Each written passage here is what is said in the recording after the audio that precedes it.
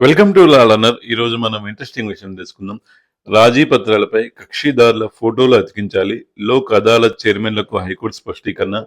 లోక్ అదాలత్ ద్వారా పరిష్కారమయ్యే కేసుల్లో మోసాలకు తావు లేకుండా ఉండేందుకు రాజీ పత్రాలపై కక్షిదారుల ఫోటోలను అతికించాలని హైకోర్టు కీలక ఉత్తర్వులు జారీ చేసింది.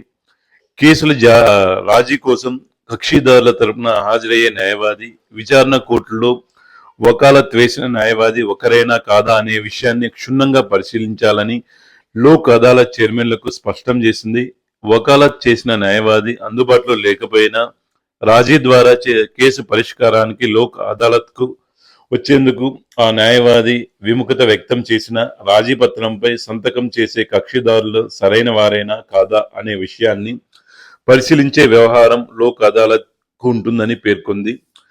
తెనాలి మండలి legal service committee chairman 2023 September 9న లోక్ అదాలత్ ద్వారా ఒక ఆస్తి వ్యవహారాన్ని రాజీ మార్గంలో పరిష్కరిస్తూ జారీ చేసిన అవార్డును రద్దు చేసింది.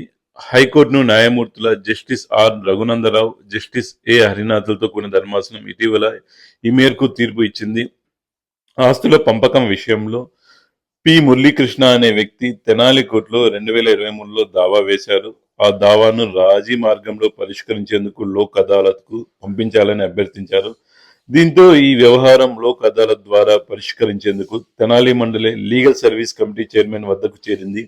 ఆస్తి మొత్తం తన పెద్ద కుమారుడు మురళీకృష్ణకు చెందుతుందని, అది ఆయన స్వార్జితమని తండ్రి పుల్లారావు అంగీకరించినట్లు పేర్కొంటూ లోక్ అదాలత్ అవార్డు జారీ చేసింది.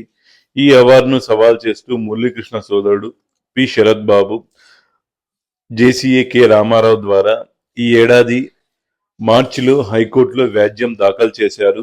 రాజీ పత్రంలో తన తండ్రి పుల్లారావు, ఆయన తరపు న్యాయవాది సంతకం చేయలేదని పేర్కొన్నారు. లోక్ అదాలత్ జారీ చేసిన అవార్డులో తన తండ్రి తరపు న్యాయవాది అని చెప్తున్న వ్యక్తి సంతకం, విచారణ కోర్టులో తండ్రి తరపు న్యాయవాది వేసిన వకాలత్లోని సంతకం ఒకటి కాదని తెలిపారు. ఈ వివరాలను కోర్టుకు సమర్పించారు. వాటిని పరిగణలోకి తీసుకుని ధర్మాసనం పిటిషనర్ వాదనలతో ఏకీభవించింది. లోక్ అదాలత్ అవార్డును రద్దు చేస్తున్నట్లు ప్రకటించింది. ఇకపై లోక్ అదాలత్ ద్వారా జారీ చేసే రాజీ పత్రాలపై కక్షిదారుల ఫోటోలను అతికించాలని నిర్దేశించింది.